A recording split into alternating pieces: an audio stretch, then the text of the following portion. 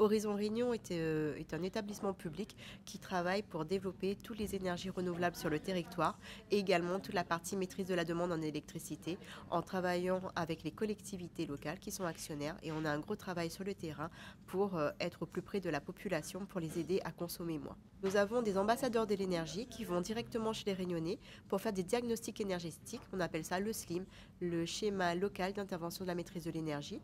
Du coup, les ambassadeurs, ils vont chez les familles, ils vont voir quelles sont leurs consommations d'électricité, les équipements qu'ils ont chez eux, et à ce moment-là, les aider à réduire leur facture d'électricité pour payer moins cher. Alors, plusieurs façons d'être contacté. Soit le ménage, il voit vraiment qu'il a un souci, donc il peut appeler directement chez nous au 02 62 257 257. Il explique voilà, que sa facture d'électricité est importante et qu'il aimerait avoir un diagnostic.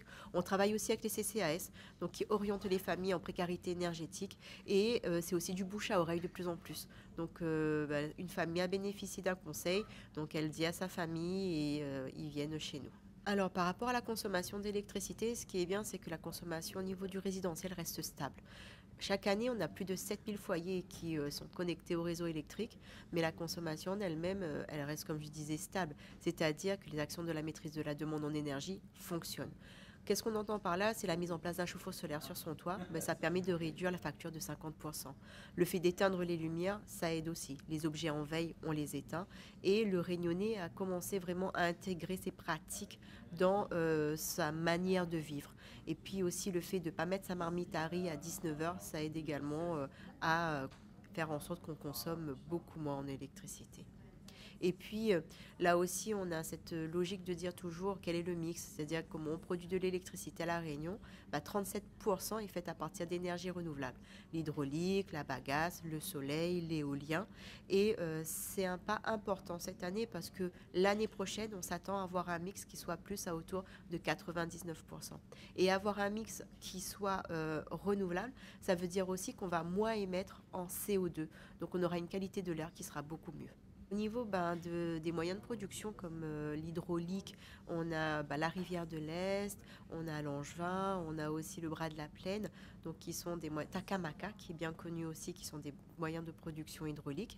Et puis on a aussi donc cette bagasse qui est produite à partir des centrales thermiques du Gol et de Bois-Rouge, donc le Gol qui se situe à Saint-Louis et Bois-Rouge qui se situe sur Saint-André. Du coup, actuellement, la production de l'électricité est suffisante pour l'ensemble de l'île.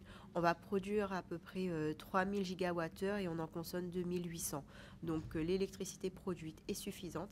Par contre, c'est ce qu'on disait, c'est qu'il faut faire attention donc à comment on consomme et surtout qu'actuellement sur le territoire, on a ces conversions aussi de ces usines, donc surtout celle de la centrale de Bois-Rouge et du Gol, qui vont sortir du charbon pour venir utiliser du pellet de bois. Donc c'est vrai que là, ça peut être un petit peu tendu et c'est pour ça qu'il y a une météo de l'électricité qui existe à La Réunion. On peut retrouver sur les sites d'EDF ou de l'Observatoire de l'énergie, à savoir si ça va être tendu ou pas. Donc on peut regarder, s'informer et à ce moment-là, avoir des actions plus de maîtrise de la demande en énergie pour ne pas consommer quand il ne le faut pas. Les industriels donc à La Réunion, ils ont mis en place aussi des process qui font qu'ils vont moins consommer et ils sont aussi suivis dans un programme qui s'appelle le programme Assure qui les aide à faire de la maîtrise de la demande en énergie. Donc là aussi, il y a des diagnostics et ensuite ils vont sur des process de performance beaucoup plus intéressants pour réduire leurs factures.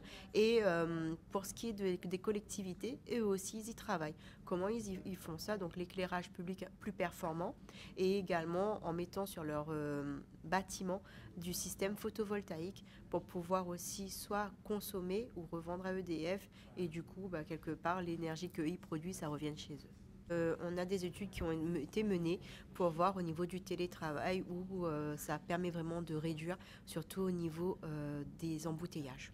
Donc là aussi, c'est une mesure à développer, la mise en place de télétravail. Il y a aussi les créneaux horaires aussi peut-être à faire évoluer, c'est-à-dire qu'on peut rentrer un peu plus tôt ou un peu plus tard au travail et ça permet aussi de décongestionner au niveau des écoles. Donc il y a aussi tous ces travaux-là de réflexion maintenant à avoir parce que ce qu'on a vu aujourd'hui par rapport au bilan énergétique, c'est ok, on a bien travaillé sur l'électricité, mais le transport est encore le point nord. Et il faut vraiment mettre en place des mesures spécifiques tant au niveau du transport collectif, mais aussi du comportement individuel de chacun pour éviter, quand il est possible, de prendre sa voiture. pour la rédaction de cette PPE, les différents acteurs ont été quand même vus pour voir quelles étaient les possibilités de mettre en place différentes énergies sur le territoire. C'est une PPE qui est ambitieuse, mais qui se veut robuste, comme le dit souvent les élus et également les représentants de l'État. Et elle est aussi à s'adapter, c'est-à-dire que les chiffres de l'Observatoire de l'énergie permettent de voir où est-ce qu'on en est et où est-ce qu'on doit partir. Et par rapport à cela, pour pouvoir booster les énergies renouvelables et entre autres le photovoltaïque, l'État et également la région Réunion peuvent demander à avoir des appels à projets spécifiques pour pouvoir relancer des dynamiques.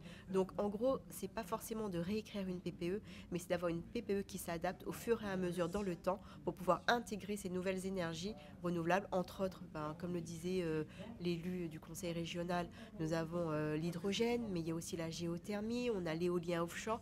Donc il y a aussi une dynamique aussi peut-être à faire au niveau des énergies de la mer. Donc relancer tout ça pour qu'on puisse s'inscrire dans une PPE qui répondent vraiment au territoire et aussi atteindre cette autonomie énergétique qui est attendue au niveau de l'État.